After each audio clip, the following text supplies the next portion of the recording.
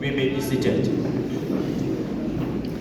Mandibulise bonke abantu abakhoyo apha endlini egameni lenkosi Jesu Kristu. Amen.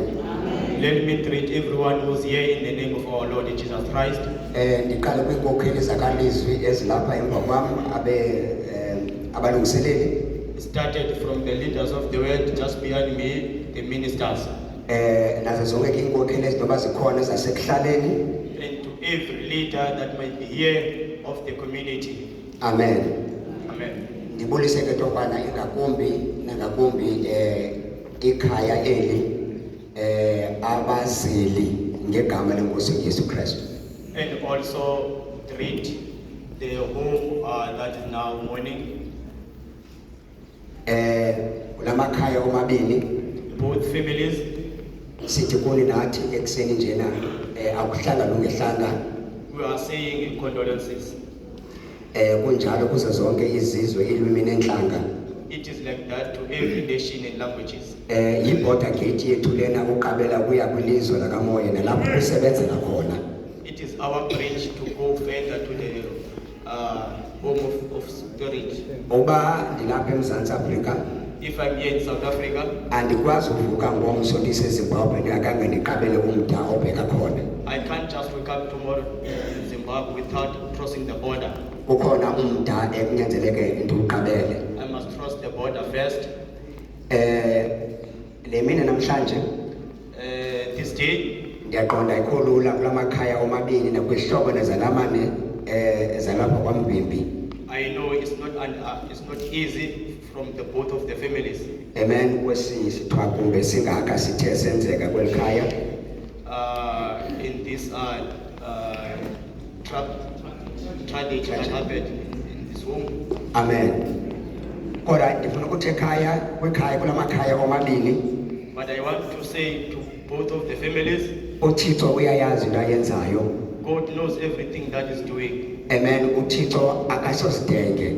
God is not a stupid. uThixo akathathi into angashiyi into. God can't take something and left nothing. Xa ethatha into uThixo suba eshiya enye. When he takes something, he left something. Amen. Amen. Omnye utata ngenye imini ubalisa ibali. Another father, other day, tells us a story. Owathi unyana wakhe wagula kakhulu etyiwa ngumhlaza icancer. That his son was having a cancer.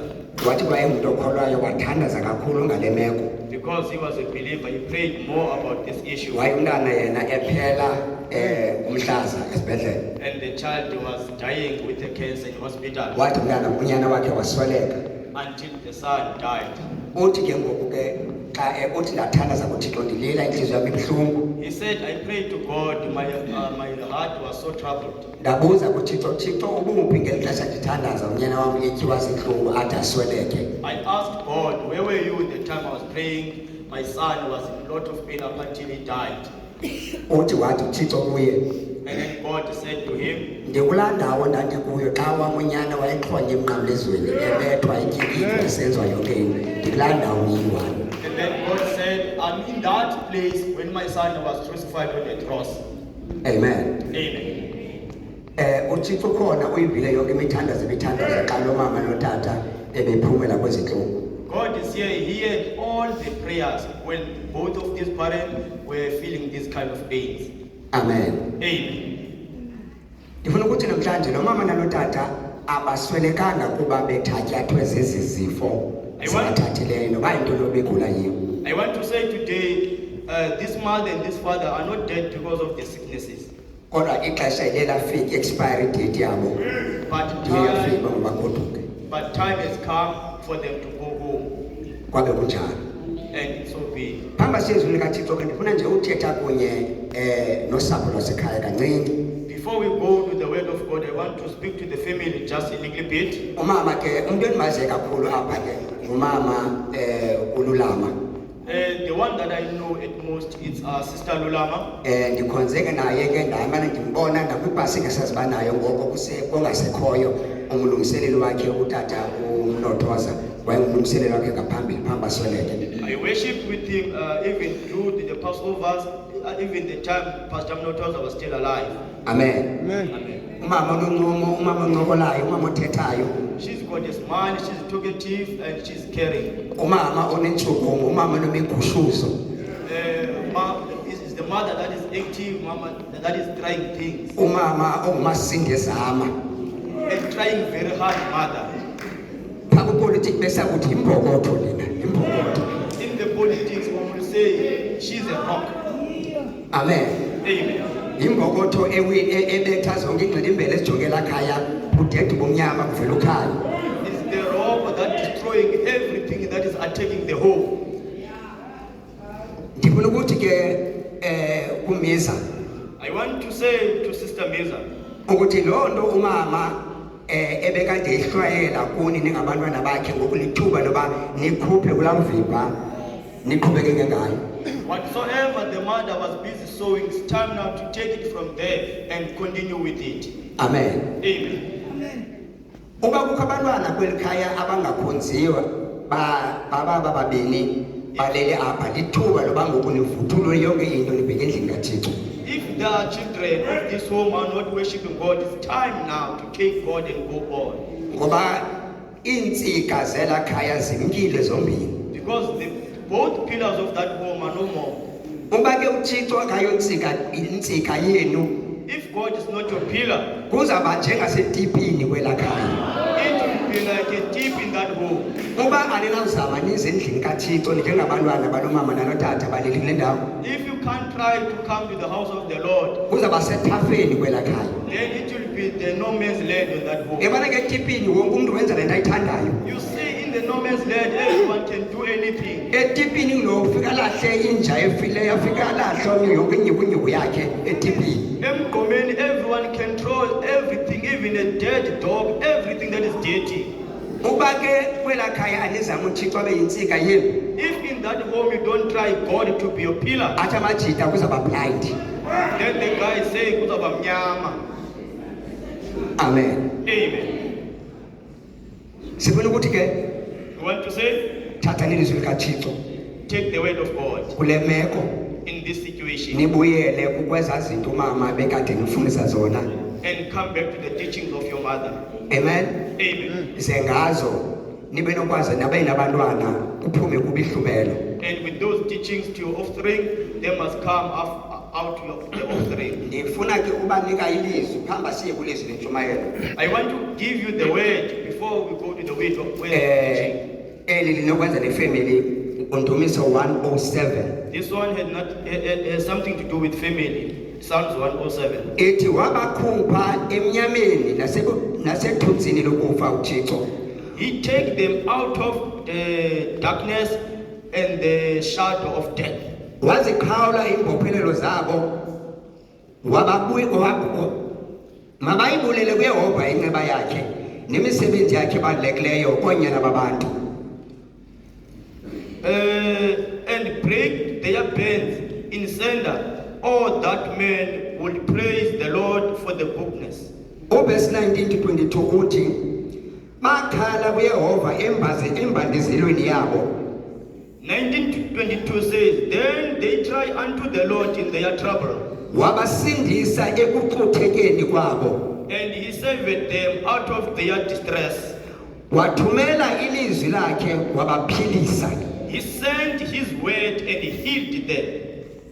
Tulipitele nawo. I want to repeat this. Wathumela ilizwi lakhe wabaphilisa. He sent his word and healed them Wabasiza ezihogweni zabo. and delivered them from their distractions. Ngethani iBhayibhile lesixhosa ithi wabasiza ezihogweni zabo. I love the Kosa Bible says, and he delivered them from their distractions. Ukubana banxiba isutu namaqhina njengamle kodwa bahlele ezihogweni zabo. There are people who wear suits like me, but they are staying in their distractions. Baqhuba i-4x4 kodwa basezihogweni. They are driving 4x4, but they are in hell. Bakwi-private hell of their own. Akusiwokwe secaleni ngokunokwabo. Ithi mabayibulele kuYehova inxeba yakhe nemisebenzi yakhe ebalulekileyo koonyana babantu. It says, oh, that men will praise the Lord for their goodness and for these wonderful works to the children of men. Mababingelele imibingelelo yombulelo bancokole ngezenzo zakhe bememelela and let them sacrifice the sacrifices of thanksgiving and declaring his work for his rejoicing. amen. Amen. Yabona ke ilizwi likaThixo limi kunaphakade. You see, the word of God is stand for eternity. Bantwana nabazukulwana bakamama notata oleni kule ndawo. Children and grandchildren of the mother and the father, Uba anithathi ilizwi if you don't take the word, kusaba nzima kakhulu. it will be very hard. Ngoba bazawufika abanye bathi le nto ayodwanga umama notata bengingelidohlobo. Because some will come and say, this is not allowed. Thatha intonga nibheke kumaxhwele nakumagqirha. Take some sticks and go to the witch daughters. Endaweni yoba laa mali nenze ezinye izinto nibe bhizi niyokutyebisa abanye abantu. Instead of doing more important things of that money, busy making them wealthy. Lihambe ixesha nixelelwa into ezininzi ngubani othakathayo ngubani oligqirhakazi. And times goes, people telling you who's witchcraft, who's not witchcraft. Kusendalo kuthiwe yamkelani ingubo emhlophe ingathi niyathwasa bantwana beli khaya. And in that time they will say, just take ugqirha nathwasa. Ngoba ugulubo safuna utya more. Because the guluva want to eat more. Amen. Amen. So selingava amantyotyela uqhwatyela izandla nicetyiswa into ezininzi. Buyelani elizwini likaThixo niqiniseke ukhonza uThixo. Please don't hear anything. Just come to the word of God and make sure that you worship God. uThixo makabe ligqirha lenu. God must be the healer. uThixo makabe ngumama notata kuni. God must be father and mother to you. Eli Bhayibhile bakhala kuYehova uIsrayeli esekingekweni eyiphutha. The Bible said Israel tried to God in the wilderness. Wahla uThixo wabava isikhalo sabo. And then God descended and heard their cry. Wabakhulula ezihogweni ababekuso. And then delivered them from the hell that they were in. Lixesha laloo nto. It's time for that. Uba ke nithi nithathe ilizwi nize endlini kaThixo. If you can take the word and come to the house of the Lord, Ayikho inkedama endlini kaThixo. there is no offense in the house of the Lord. Igama lenkosi malibongwe. uThixo uzaba into yonke kuni xa nithatha izwi lakhe nilifake kuni ezihliziyweni. God will be everything to you if you can take his word and put in your heart. Ngoba akukho nto eyoyisa izwi likaThixo. Because nothing that can conquer the word of God. Akukho nto inomelana nezwi likaThixo. Nothing that can stand in the word of God. iBhayibhile ithi ke okumanywe nguThixo makungahlulwa mntu. The Bible says the unit that is made by God, let no man put asunder. Sibulela ukholo lukamama uLulama. We are so grateful of the belief of Mama Sister Lulama. Uba aqabe igazi likaYesu enhliziyweni khona ukuze usapho lonke libe nosindiso. That he put in the blood of Jesus in his heart so that the whole family can be saved.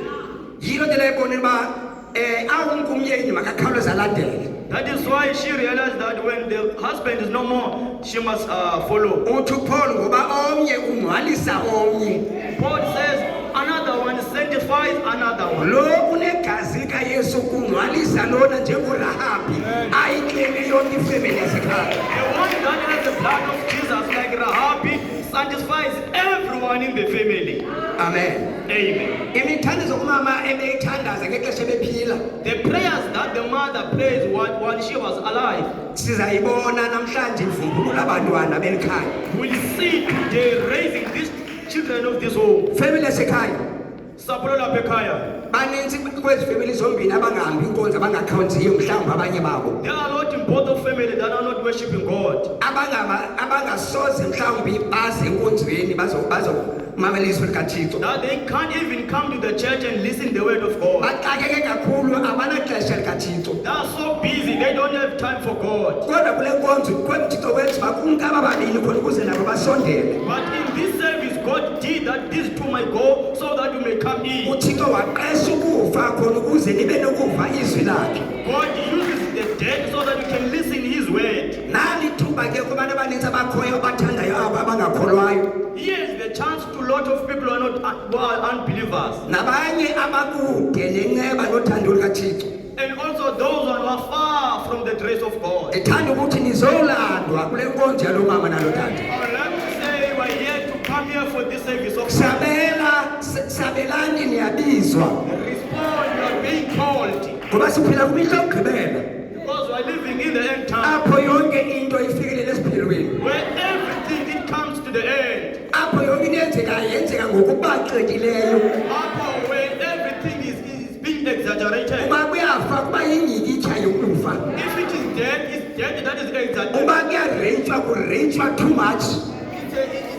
If it's a rape, that thing is being exaggerated. Amen. Ithi iBhayibhile ukufa kunyuke kwagqitha ezifestireni kuqele iroof. The Bible it says the death has come upon the windows, upon to the pathway. Nale democracy besiyithembile nayo isiphoxile. Even nale nkululeko that we trusted so much is disappointed. Nalamalungelo besicinga basizawuma ngawo sithe sihluthe nomgaqo sekomtsha nayo usidlavule. Even the rights and also the constitution have disappointed us. Nemibutho ezopolitiki besiyithembile nayo isidlavule. And all the political organization disappointed. Yewethu phela ngantsomi. Hey, my sister, stop it. Umakhulu wayezangukuthi kwathi ke kaloku ngantsomi. My grandmother used to say there's a very story. Xa egqibezela athi phela ngantsomi. And then when she ended, he said it's ended now. Sifikelele kuphela ngantsomi besinayo emhlabeni. Now we came to the end of everything in the world. Thabatha izwi likaThixo. Take the word of God. Ibe inyoba yakho yokwesaba izinto zakwenzeka. Then you can escape all these distractions. Uzophuma nakwisihoko sakho ukuso pha ekhaya. Then you can get out of the hell that you are in at home. Igama lenkosi malibongwe. Blessed the name of the Lord. Amen. Amen. Usapho lwekhaya ke ngalo mazwi nidithuduzele nani. Family, with those words I'm saying condolences. Nomelele. Be strong. Funeka nazi lento ke xa ndigqibezelayo ukuthetha nekhaya sizawuya elizwini. You must know this when I'm finishing to speak to the whole. Ukufa akugqibelanga kweli khaya. The family is not ended. Death has not ended to this family. Kuzaphinde kubuye ukufa. Death will come. Xa kufika uzawufika wena undawoni unjani. When death comes, well, it will catch you. Amen. Amen. Enkosi ke ngalo mazwi. I'm so grateful with those words. Masiyeke elizwini likaThixo sikhwele i-express incwadi yamaHebhere. Let's go to the word of God. The book of Hebrews. Verse isahluko sese-11. And then chapter 11. Verse 31. Ngomqolo wamashumi amathathu ananye. Ithi ngokholo uRahabi iyinyukazi. It says, by faith, hallowed Rahab akatshabalalanga nabo abangevayo. perished not with them that believed not. Akuba ezamkele intlola ngoxolo. When she had received the spies with peace. Mandiphinde le verse. Let me repeat this verse. Ngokholo uRahabi iyinyukazi. By faith, the hallowed Rahab akatshabalalanga nabo abangevayo. perished not with them that believed not. Akuba ezamkele intlola ngoxolo. When she had received the spies with peace. Masicimele sonke sicele umfundisi wami apha ngasemva umntakadabula umntana Benjamin azosikelela izwi likaThixo. Siqubudeni inhloko sicimeleni. Bawulungileyo egcwele siyabulela ekuseni nje. Yes Lord. Silapha Nkosi sithembe wena nakule ngxolo ukhona msindisi. iBhayibheli wabalihlathi ungangabikho zinduli nandaba. Nangoku Thixo sifihle ke kuwe Thixo olungileyo. Silapha ke msindisi sinika usuku lonke imbeko naleli lizwi lakho lifundiwe Nkosi. Ngena ngaphakathi Thixo masilungileyo kumuntu ozakulithetha. Take the man out of the picture ukuze wena bengothetha kunye nathi.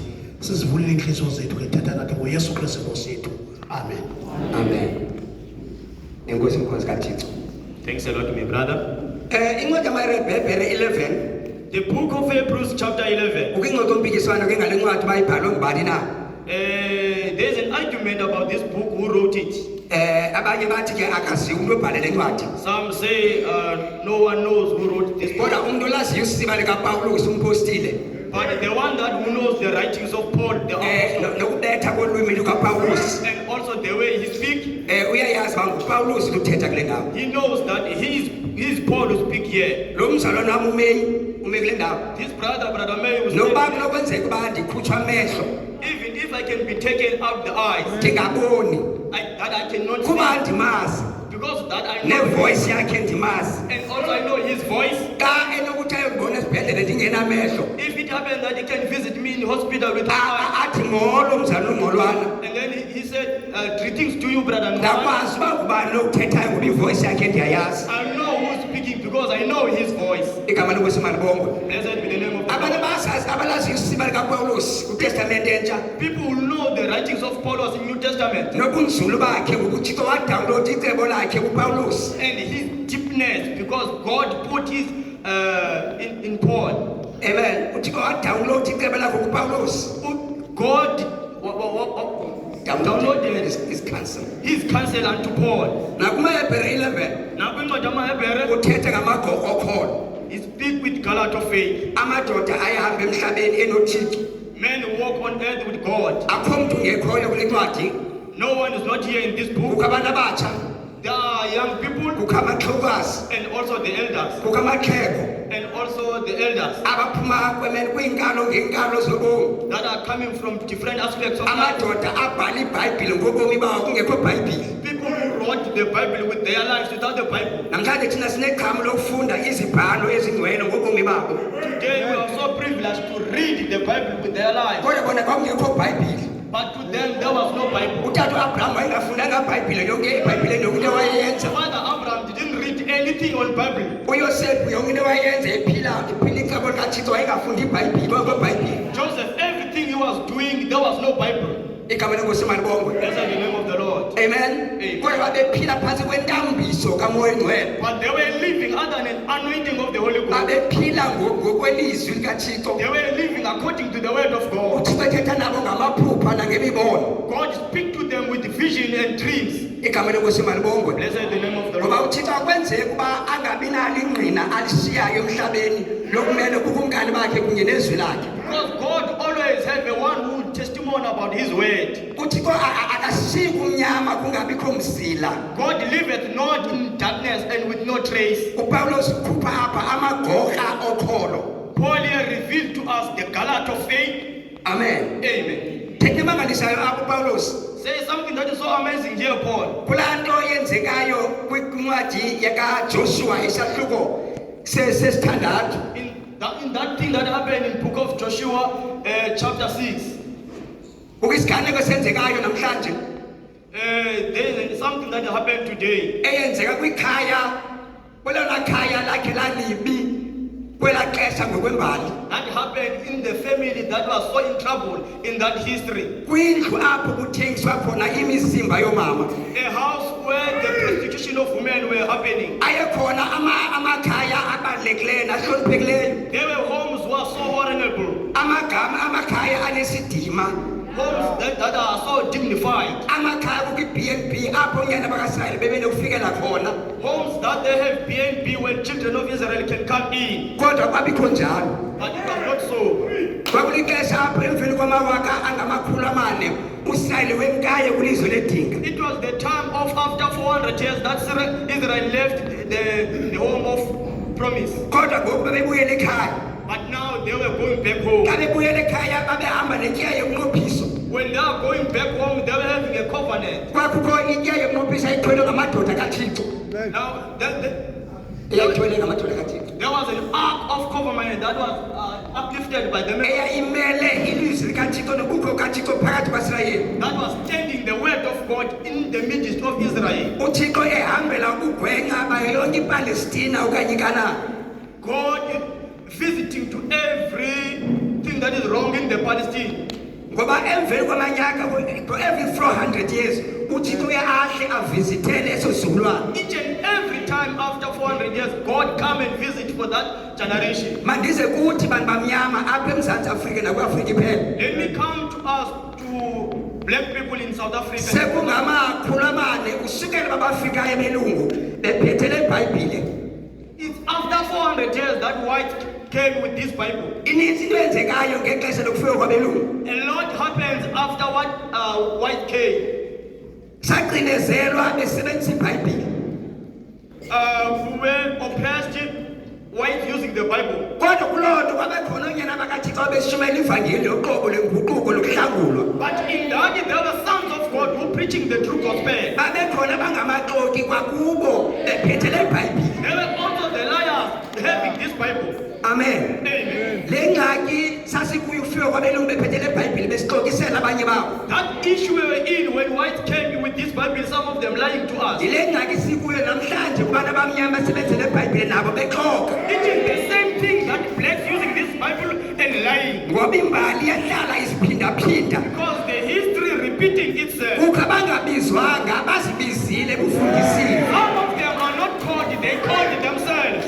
Ngoba bona abanye indlela elula yokuphila ngayo iBhayibhile. Because they saw the easiest way to live with the Bible. Besebenzisa iBhayibhile ukuyenza urhwebo noshishino lwezisu zabo. Using the Bible to manipulate so that they get the food. Athi uPawulos kathetha abathixo babo izisu zabo. God says their God is their stomach. Base abantu abamnyama kuloo nto abanye babo bayitshika iBhayibhile bayisingela phansi. And some of the people in that issue, they rejected the Bible. Abakwazi ukwahlula. That they didn't Could not differentiate. Could not differentiate. abakwazi ukwahlula. Amen. Amen. Mantathu ezimbini embalini. Let me take two things in history.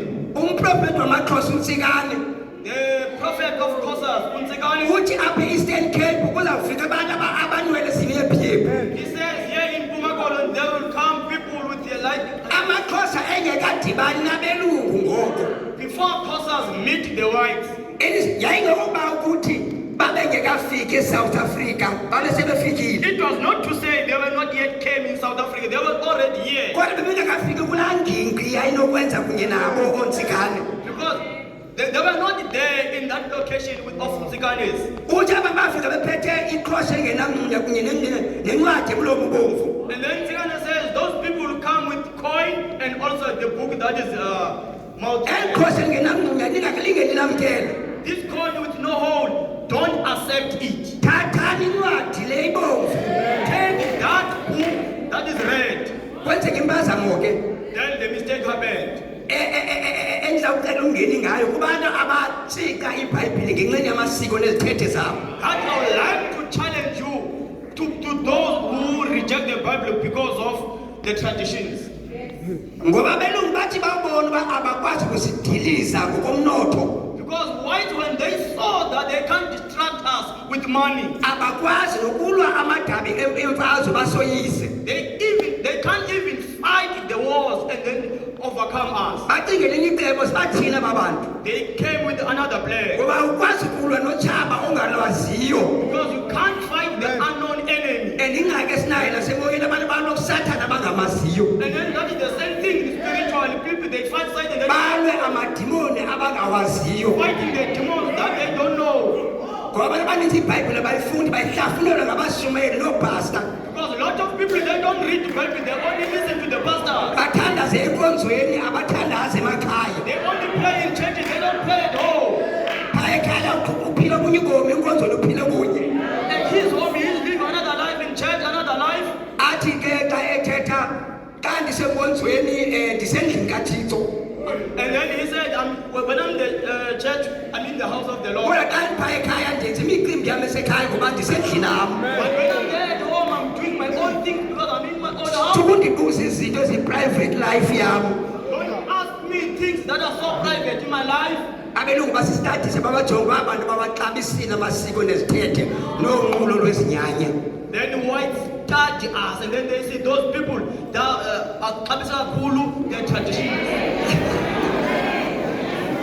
Basebenzisa unongqawuse ukusidiliza ngokomnotho.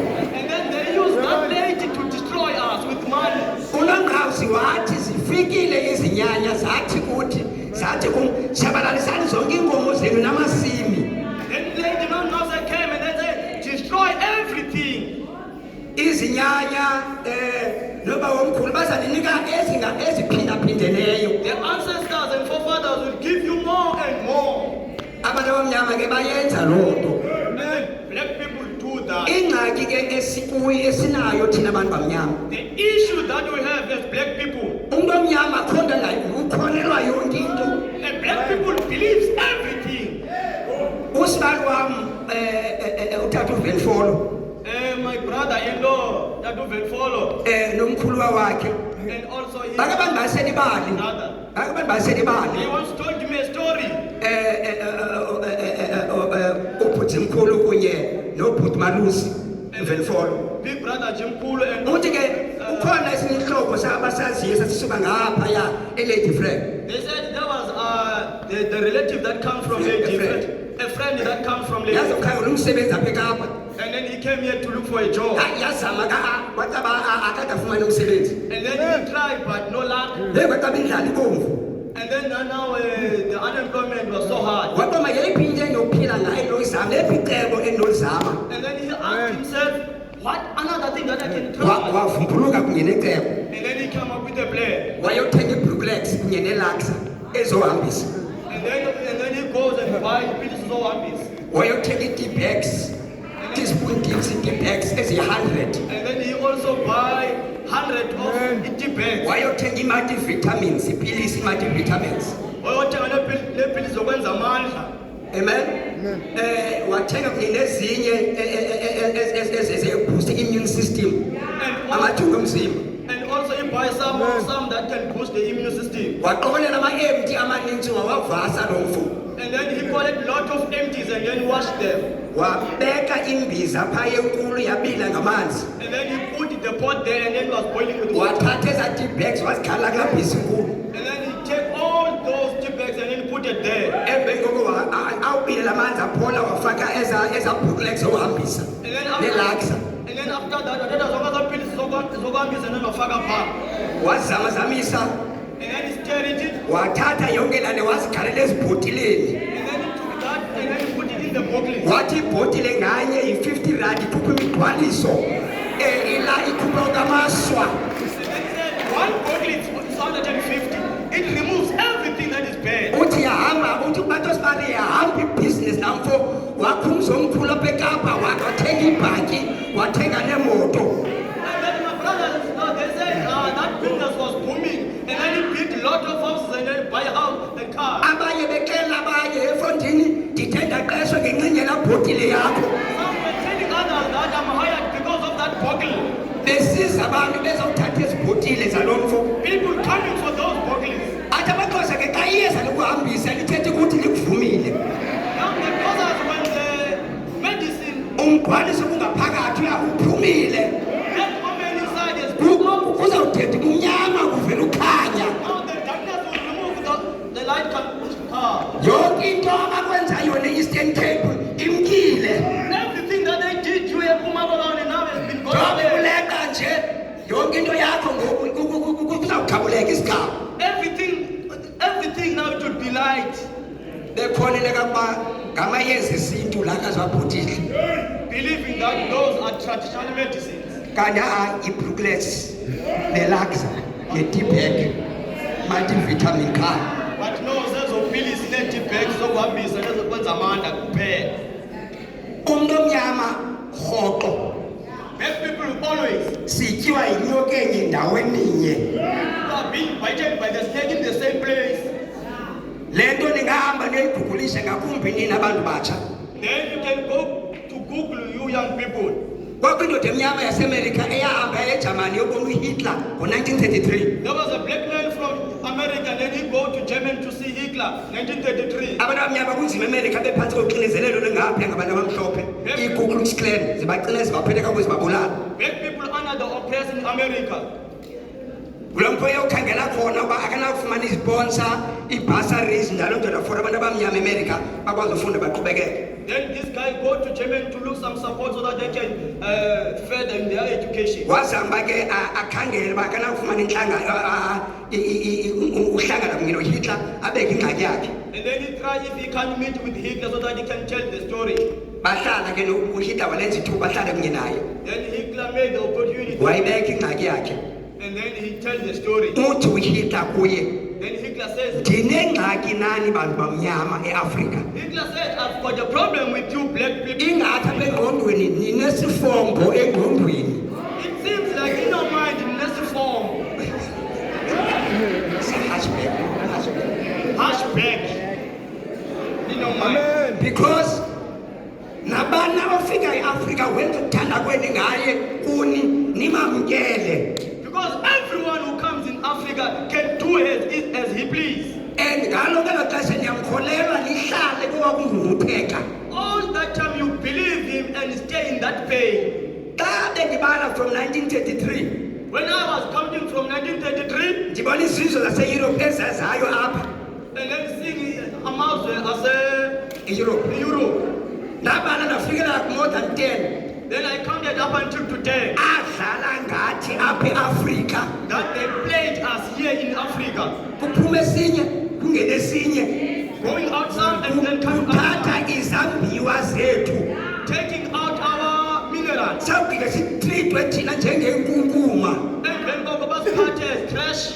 Uthi aninanto niyifundayo kuyo yonke loo nto kuthi uHitler. And then Hitler says, you guys don't learn anything from that. From 1650 to 16th century ukuze kwabelungu aba okobo kusenzeka loo nto.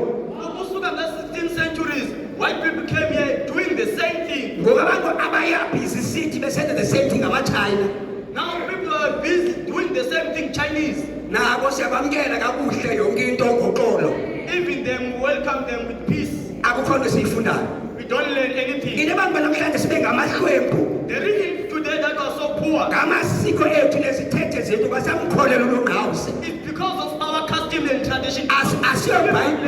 asiyobhayibhile abantu basibe akanamhlanje singamahlwempu. It's not the Bible that makes us poor today. Lutshaba olwabonayo basithi kuthatha kaphina.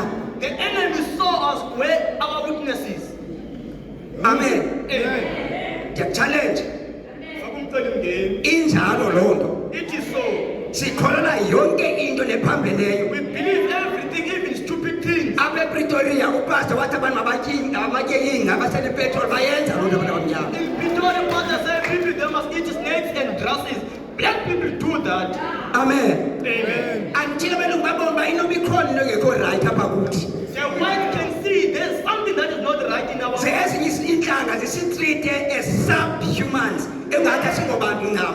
And then some other nation treat us less people. Ngoku siphila kwixesha apho uThixo ahambela ubugwenxa bazo zonke iintlanga. Now we're living in time where God visits each and every nation for their transgression. Ixesha labentlanga liphelile. Time for the Gentile has come to end. uThixo ufulathela bentlanga uya kwinkundla yakwaSirayeli kumaJuda ePalestine. God has turned them back to the Gentiles, going to Palestine. Xa uThixo efika esizweni When God came to the nation, kubakho uxolo nothando nozinzo.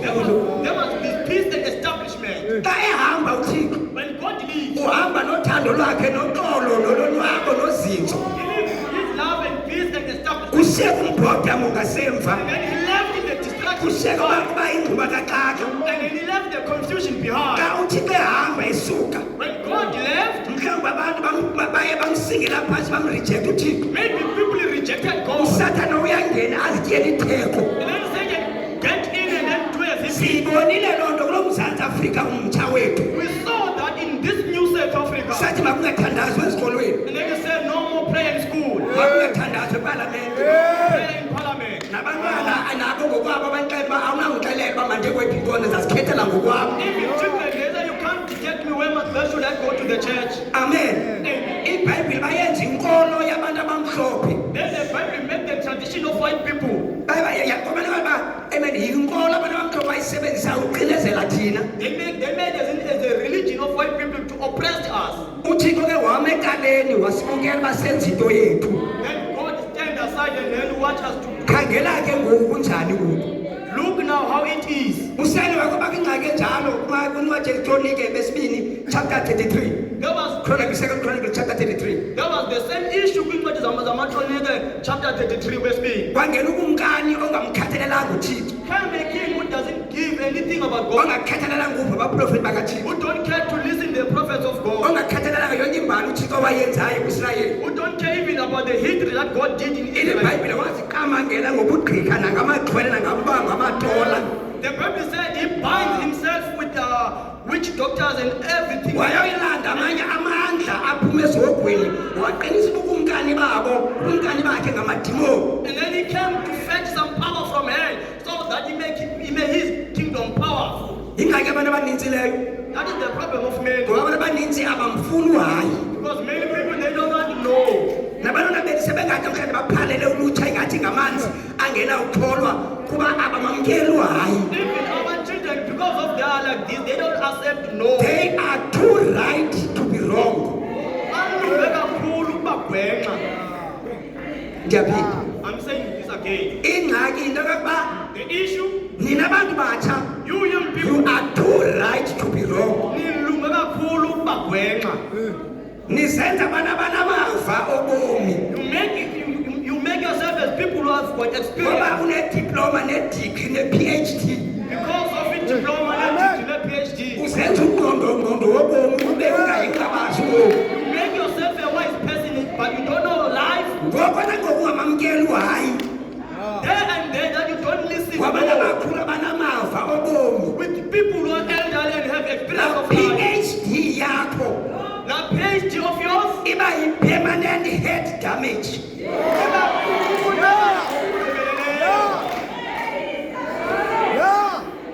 Amen. Njengoba ucimba yimfundo yenomsila. you think that it's a non person.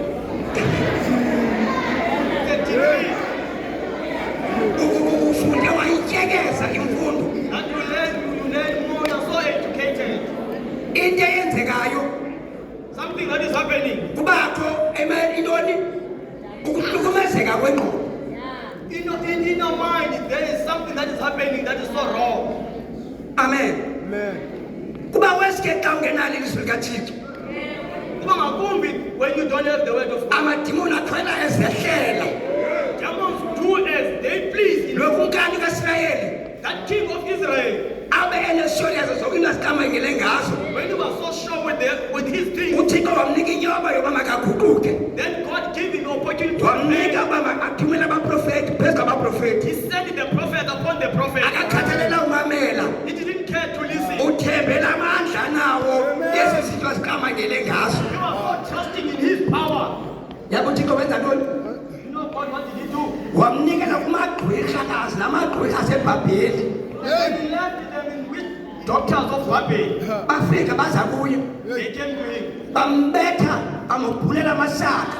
They beat him out until dots. Bonke abuqili wayenabo zange busebenza. Everything that he has didn't work. Ezabhanti nalamafele wayeqamangele ngawo zangasebenzi. All that protection, they didn't protect him. IBhayibheli bamthimba bambophelela ngamatsheyina. The Bible said they took him and then chained him. Namanye bakaSrayeli bemkanye naye. And some of the Israelis were with him. Neenkokheli ezazikhona zimrhankqile zimqhwabela izandla. And some leaders, they were surrounding him, clapping hands for him. IBhayibheli eBhabheli The Bible said in Babylon, emele wathi wahlala khona apho phantsi kwetafile watya iinkokho zezonka. he stayed there under the table and eat the crumbs of Indlala noba atrithwe njengenkunkuma kwamvula ingqondo. the poorness to be treated like a trash. It opened his mind. Amen. Amen. Ndijongile ke ixesha lam. Now, I'm looking at my child. iBhayibheli ephantsi kwaloo meko enjalo The Bible says under that erhuka situation, amatsheni ngathi libhantinti. rolling the chains like a sportsman. Ubulumko bakhe bungakhange bumsebenzele. His wisdom didn't work. IBhayibheli waqalisa wacinga uThixo kaIsrayeli, uThixo kaAbraham, uThixo kaIsaka noYakobo. Then the Bible said he started to think about the God of Abraham, Jacob, and Isaac. Waqalisa ukuthandaza. He started to pray. Amen. Amen. Esengxakini njengalesi kuya apha eSouth Africa waqalisa He ukuthandaza. was in trouble like this in South Africa. He started to pray. IBhayibheli wathi uThixo wawuva umthandazo wakhe. And then God heard his prayer Ngoba walila. because he tried. uThixo ilanguage yenyembezi uyayi-understand. God understood the language of tries. Bathi abantu abaninzi hayi kudala sithandaza. People, a lot of people say we've been praying. Aye wethu awukathandazi. Yeah, we haven't prayed yet. Asikathandazi. We haven't prayed yet. Amen. Amen. Funa sithandaza sizile ukutya. We must pray and fast food. Amen. Amen. Imihla ngemihla. Day and a day. IBhayibheli uDanyeli xa wayeke ingxaki enjengalesi kuyo The nayo. Bible says when Daniel was in the same situation, Amen. Esekuthinjweni eBhabheli. there in captive in Babel, Wayethandaza kathathu ngemini. he was praying 3 times a day. Kukho into ehluphayo endiyibonayo eyenziwa done by other cultures. Le nto iyandikhalimela qho xa ndiyijonga. This thing rebukes me each and every time when I'm looking at it. Ama-Muslim Amaselamsi. asebenzisa iTestamente endala ukuphumelela ebomini babo. Using the Old Testament to prosper in their lives. Bathandaza kahlanu ngemini. They pray 5 times a day. Ngelantshi bavala iivenkile zabo baye etempileni. See, those I mean, they close their shops. Amakrestu akayenzi loo nto. Christians, they don't do that. Ngelantshi amakrestu ahleli phaa phantsi komthi atya ilantshi. You see, those I mean, when they visit under the tree eating the lunch. Bagqiba balale onkabi bahluthi. After that, they sleep because they are full. Ama-Muslim wona atsala intambo yazikonekta kuthixo wabo yathandaza. Muslims are busy connecting to God in prayer. Amakrestu ane-businesses lixesha lokwenza ibhizinesi kuba hayi elokuvala kulokuthandazwa. Christians who have got business, it's time for them to do business, not to close. Abanye baqala imini bengakhange bathandaze. Some start the day without prayer. Abanye bathandaze ecaweni qha. Some only prays in church. Into zakuhamba wrong abuya blame uthixo. When things goes wrong, they come to blame Thixo God. kutheni undiyekela nje kuphi thixo? Why God have forsaken me? Where were you? Abuthixo ngexesha loba wena ufuna ukonekta kunye naye awufumaneki indawo. And then when God it's time to connect with Him, you know where to be found. Ma-Afrika mahle, My beautiful Africans. makhusha mahle. Bantwana bakakushi. Inye into ezawusindisa ngezi sihlawula ngeli xesha. There is only one that can deliver us in this time. Lilizwi likaThixo. It is the word of God. Yile Bhayibhile esingayifuniyo. It is the very same Bible that you don't want. IBhayibhile uSirayeli wayesesihogweni eYiputa. The Bible says Israel was in the hell in Yiputa. Kulaa ndumiso bendiyifunda 107. In that Psalms that I was reading 107. Uthixo abakhupha esihogweni sabo. And then God delivered from their head. Kwesathathuko verse 11. In chapter 11. In this chapter 11. Amen. Urahabi. Urahabi, Iyenyukazi. the harlot, Intombi engaziphathanga kakuhle. the lady that didn't live, Just like intombi yaseSamaria. same as the Samaritan woman. I-attitude yakhe towards ilizwi likaThixo. Umdla wakhe towards ilizwi Le nto ebanga likaThixo. ifemeli yakhe isinde. It makes her family be saved. Luhlobo wahlonipha ngalo abashumayeli ababini abafika endlini yakhe. It is the way that he respected the preachers who came to her house. Waqonda uba sifikile isiphelo seJeriko. He knew the end of Jericho has come. Yaye akho reverse course. There is no buyela mva. Ngoku into ezakwenzeka ngumntu ozawuthatha izwi likaThixo ozawuncedakala. Now only people who take the word of God will be saved. Kulaa nto wayenzayo wabhala imbali. In what she did, he wrote a history. Waba yinxenye yeBhayibhile. And then she became part of the Bible. Wakwamkela abashumayeli, wakwamkela izwi likaThixo. By receiving the preachers, by receiving the word of God. Yiva ithini le ntombi? Listen to this. Ithi ndivile ngoThixo wenu. He said, I hear the word of God. Laa nto lena uThixo wena ayenzileyo iyiphutha. And then things that he did in Chiputa.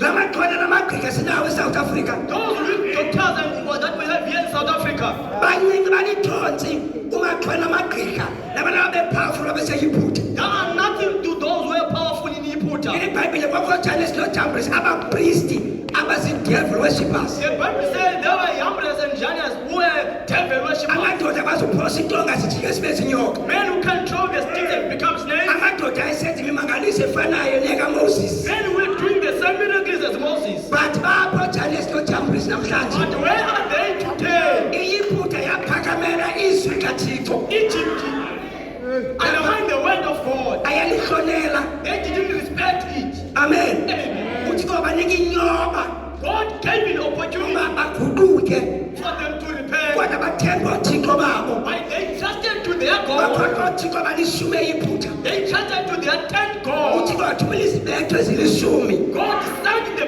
10 flashes Yobabona ento bakholelwa kuzo to see that these things that are believing on, aziyonto. they are nothing. Asibasizi basindisa kwingqondo kaThixo. They will not save them to the destruction of God. Amafilistiya athimbityaya umnqophiso ecinga uDagoni uzabasindisa kuyehova uThixo. Philistines kept the ark of the covenant of God. Bayoyibeka etempileni yabo ityayo umnqophiso ecango Dagoni. They put it in their temple next to the Dagon. Akababetha uThixo wababhulela amasaka. Beat them not even there. Inyaniso ayikwazi uma kunye nobuxoki. Because truth and lies are not in the same way. Iyiphutha yayingunkulunkulu wehlabathi njengeMerika. Egypt was Ruling every world superpower. Kodwa namhlanje injani iphutha? But look at them now. iBhabheli The Babylon. yayilawulwa nguNebukadnezar. The Babylon was ruling by Nebuchadnezzar. Yayingunkulunkulu wehlabathi. It was the one that is Iphi superpower. namhlanje iBhabheli? Where is it now? Indawo lemephi lehlabathi Where is it iBhabheli? in the map of the world? Iphansi yaphalala yachithakala 6 feet underground. It's down, it was distracted and then it was put there underneath. Abayitoti namayebhusi aphakamela izwi likaThixo. Amahebus and others, they were undermining the word of God. Bayingabanquli bezinyanya kunye nabafileyo. They were worshippers of ancestors and those who are dead. Amen. Amen. Funda incwadi yeDuteronomy, incwadi yeExodus. Read in the book of Deuteronomy and also the book of Exodus. Ezi zinto thina sithi ngamasiko ethu nezithethe zethu. Those things we claiming that our custom and tradition. AmaPalestine eKanana ayesenza zona. Palestine in Kenya, they were doing the same thing. Babeneba amadoda avumisayo. Having people who are Mavumisa. Babeneba fortune tellers amagqirha namaxhwele. Babengenzi into bengakhange baqale bavumisi. They were not doing anything before they consult fortune tellers. Ngexesha bengabuyisela ityeya emnqobe sithi mayihambe le tyeya siyaphela yiso siyafa. The time that they were sending back the Ark of the Covenant because that Ark was destroying Ngithi them. iBhayibhile baya kubavumisi. The Bible said they went to fortune tellers Uba masibaxelele benze njani ukuyibuyisela. so that they can tell them how to send it back. So sucinga sithi sethu Afrika abantu abavumisayo. Don't think we're only the one who go to fortune tellers. Nani ngekabikho namaxhwele enu. You are not there to fortune tellers. In fact, ukuza kwayo lento eAfrika. This thing when it came to Africa, Sisizwe labethwa nguSayinesi abhungayo pha abanye babo babalekele eAfrika kwabe kusasazeka ubugqwirha in a form of ukunqula lwezinyanya, amen, ukuvumisa ubuxhwele nazo zonke ezo zinto. it was nation who came in Africa trying to put all those devil evil things. Ndiyajika ke ngoku. Amen. Ndakuthathela into ngoku I kanje. will tell you something now. Uziyoyikhangela ku-YouTube internet. Please go to check it on YouTube. Wawugqiba uligwebe ngokwakho ityala leBhayibhile nokunqulu lwabantu abamnyama. And then judge the issue of the Bible for them worshipping. Iinkabi ezi zibulala abantu eKZN zi-interviewa ku-SABC. The hitmen who are busy killing people that are being interviewed by SABC. Basetrongweni babhandidi. They're in prison, they're making time. Ku-cutting edge naku-special assignment. Kwezomnxibelelwano, njalo njalo. Ezi programs zimbini phaa ku-YouTube zikhona. Ezinkqubo zimbini kwelaa khasi lomabonakude they are there. Bayabuzwa amadoda nenza njani ukuyenza yonke le nto niyenzayo yokubulela abantu ngolu hlobo. Those men are being asked, how do you do this thing, killing people like this? Bathi asimbethi umntu singakhange qala siyokukhangela emaxhweleni nasemagqirheni uba sizawuphumelela na kulaa nto sayenza. Sifuna ubulala ukhansile bani, sifuna ubulala comrade bani. They say they don't kill anyone before they consult the fortune tellers that they want to kill that and that and that. Nabanye abazambulala. Whosoever that they're going to kill. Naxa bezawurobha ibhanka okanye laa moto emali baqala kuzangoma kuqala. Even before to rob or to take anything, they start to fortune tellers. Na bafike phaya bahlambe benziwe yonke into baqiniswe. They got there and bathed and then Ezaa gani bazawusebenza ngazo nazo ziyavaswa ngamayeza. those guns that are going to use, they use a medicine or Bathi bayindoda epolitikayo. they say if it's a political man, Siyeqala xa sifune ifoto yayisithombe sayo. we start by looking at his photo first, Sithathe sifumane cell phone number yayo. and then we take it and then look for his cell Siye phone. kulaa mama kanye kulaa tata siyaziyo uba angasinceda. Then we go to that mother or that father who can help us. Sithi nantsi le ndoda sifuna uyibulala. And then we say, here's the man that want to kill. Khawumtshekishe uba lo mfo ume njani emoyeni kwindlela yokuziqinisa. Can you please check him spiritually Le mpela idlozi aopareyitha ngalo. where he goes to protect him? Bathi lenza ke ngoku laa mama funeka asuse laa dlozi lakhe kuye amstriphe amandla emoyeni. Now that witch doctor, you have to remove another witch doctor and then say she can gain power. Amabhanta nawo funeka axuthe amandla awo. Ngokuvumise into abe phaa kuye kulaa rontawulo enza kuye le micimbi yakhe. Now those beds that he have, it must be tripping the powers. Nabantu bake kwenzekile ba lamama kanye abatata beSouth Africa bangamagqika bangakwazi ukumhluba lamntu amandla abo khona ukuze bazombulala. If it happened that they can't here in South Africa do that, But bayazi bayisada lamntu waye eSwaziland eMozambique okanye eNigeria. Lekhansila kalule body waye eMozambique eSwaziland okanye eNigeria. then if no one can touch him, they know that that person went to Mozambique, Swaziland, Nigeria. Then kufuneka baye eNigeria. Then you have to travel to Nigeria Bayomxutha amandla akhe. to strip his powers. Then babuye ke ngoku. Then they come Bathi ke back. ngoku siyazi ke ngoku basizambulala ke. Then they can say, we know that we can kill him. Uthi simbulala. Then we can kill him. Then siphinde sibuyele kula mama kanye kula tata. Ebesenzele la job. Father, that you do that job for us. Sike ngona sibuyele ngoku. Then you say we come Manje back. inhlawulo siyabulela kanti usenzele yona. And then here your compensation, you are so grateful for what. Then baphinde bahlambe kwakhona ngalamanzi baqiniswe bathweni phange yes. Then again they bend themselves so that they can be strong again. Ezagani nezabullet besebenza ngazo ziphinde zihlanjwe nazo. And all those guns and bullets, they can be washed out. Bathi ke benzeni loba angakulinga abalandelela ababhorhele lamntu mambuleleyo. They say that one that they kill them so that he cannot go harder for them. Gweba, Judge. gweba ngokwakho. Judge for yourself. Because kule crime ingaka eSouth Africa. That is in like this in South Africa. Amagqika namaxhwele nawo ayatya. Fortune tellers and witch doctors. Kuyalilwa kwenye ifemeli ngokufela ulamntu. Another family are trying for because of that death. But amagqika namaxhwele aphinda akhusela aba bantu bagqibana kunye nathi ngezigalo. Witch doctors are busy protecting those people who are killing us. Amen. Amen. And umuntu nommelwane wakho xa ifuna ukubulala uyayigqika nasexhweleni. And also remember, when they want to kill you, you go to which doctor? Amen. Nasemsebenzini bakudiliza ngolo hlobo ngokuya emagqikeni nasemaxhweleni. Also in the workplace, they also destroy you like that. Kwizinga kamoya igqika negqwirha yintwinye. In the spiritual realm, the witch doctor and also a healer, the same thing. Bonke bayabulala. All of them, they are killing. Kubuza komnye umama utata ulixhwele. They ask another father who's a fortune teller. Ngoba kukhathi ngetshe ukuthi into enjena kuza kumhlobo wenene. Niyenza njani into enjena? That kwala castle of Mvimbi, there's something like this And happening. uthethwa ngazo nina kuni bantu basebenza amayeza eXhosa. All those things that are people busy speaking about. Uthi lo tata hayi uthi ulo tata mna andibulali mntu kha ndikhusela iclient yam. This man said, I don't kill anyone, but I'm protecting my client. Umuntu ngimnika le nto mna ayifunayo ukumkhusela yena. I'm giving the person that what he wants by protecting him. Into ebuhlungu abantu bamnyama xa ndivalayo. The most painful thing, black people, Kokubulelana kwethu kangaka. by that killing, Abelungu etawuni white people in town, babala imali.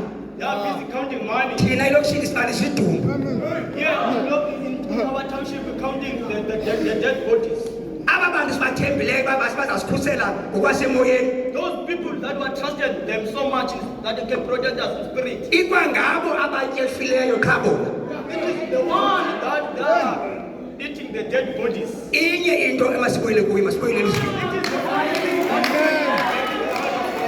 uyandiva andithi buyele ecaweni. can you listen to me? I'm not saying come. Ndithi masibuyeleni elizweni. We must come back to the word of God. Masiguqukeni ma-Afrika We amahle. must be black Africans. Sizalwe ngokutsha. We must be born again. Sikabe igazi We likaYesu. must apply the blood of Jesus. Sikele lo ntombi uRahabi. Let this lady Rahabi. IBhayibheli babathi kwathiwa kuye makajingise intambo ebomvu efestireni. The Bible says he must put the red cloth in the window. Eyayikhomba igazi likaYesu. That was representing the blood of Wasinda Jesus. yena nendloko kwabo. And then you were saved with her hand. Qaba kule nkonzo kamama igazi likaYesu. Apply in this service the blood of Jesus. Kuzosinda wena nabantwana bakho. So that we can be saved, you and your Ngoba children. into besingayo emhlabeni iphelile. Because everything that we have is end now. Amen. End. Kule ndawo ihlabathini kuyo akho reverse.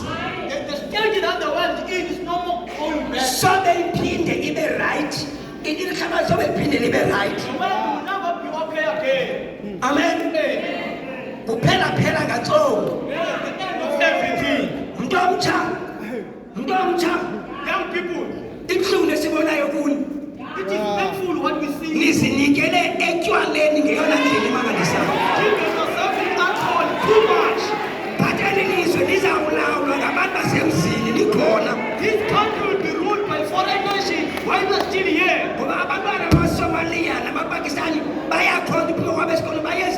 Muslim. Children of Somalians and Pakistan are busy in temples of Islamic. Nina butywala emini nasebusuku namini na. You eat alcohol every day and night. Niphila ubomi bentshabalala isex kunye notywala. You live in the life of destruction with sex and alcohol. Eyaniphambili sex kunye notywala. What is very much important is sex and alcohol. Niyasidanisa niyasiphoxa. You disappointed us too much. Ngoba belungu bona abantwana babo bayafunda. Because why their children are busy at school? Utywala umbulalazwe utywala. Alcohol kills the nation. Indoda yokuqala yancinayo eBhayibhelini yazisa isiqalekiso endlini yayo uNowa. The first man that drank in the public, bring the curse in his house, Noah. Utywala sisiqalekiso esizweni. The alcohol is a curse in the world. Amen. Amen. Sithiwa isizwe sakhe sakhiwa ngotywala. There is no nation that can be built upon alcohol. Ukuphela kweBhabheli yakanebhadinzale yaphela ngesex kunye notywala. The end of Babel of Nebuchadnezzar is because of alcohol and sex. Buyelani ezwini, buyelani ezwini. Come back to the way, come back to the way. Come back to Jesus, come back to Jesus. Back to God, back to God. Back to God, back to God. Masithole inhlobo zethu ngelizwi lokuthandaza. Now I get with the prayer. Amen. Amen. Ngeli xesha ndacela utata umema ngaphambili. By this time, I'll ask the elder member to come Asifuni forward. ukuvelela ukuvaleka ngaphandle. We don't want to shut you out. Asikuvalela ngaphandle. We don't want to shut you out. Kule nkonzo lo mama This service of this xa mother, ebezolanda uthixo lo mama nalo tata. when God came to fetch this, Nawe ubuzolanda. you are also being Sabela uyabizwa. Masicimele isithoba inhloko zethu. Let's close the word and then bow our heads. Uba namhlanje ufuna uzamkela uYesu njengenkosi nomsindisi.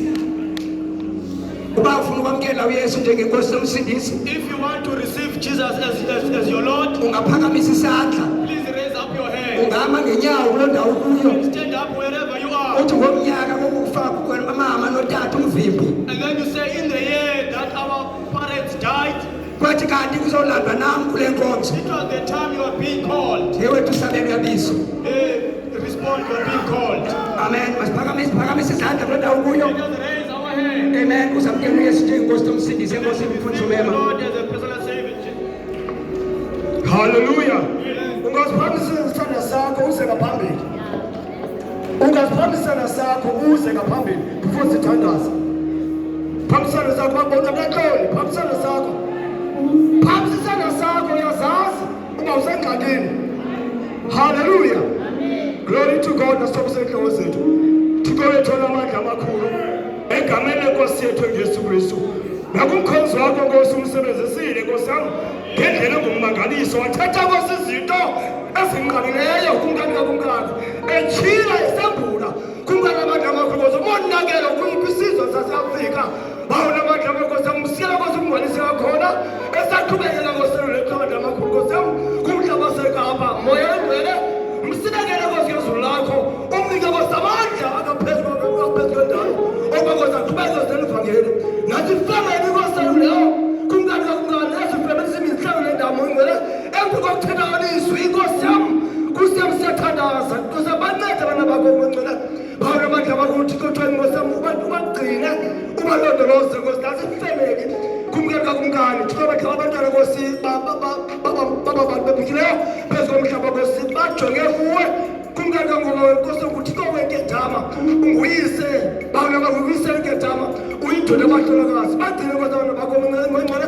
siye Nkosi okwezelo ndawo xa sisaphuma Nkosi siye emadlakeni hamba nathi bawona amandla amakhulu Nkosi yami abantu bakho bavile kodwa baziphambisanga izandla bawona Nkosi yami ithi Nkosi emva kwenkonzo ubuyisele Nkosi nentshumayelo ezinhliziyweni zabo ukuze baguquke bekude bawona amandla siyathandaza sikhona bakuye kwenzeka konke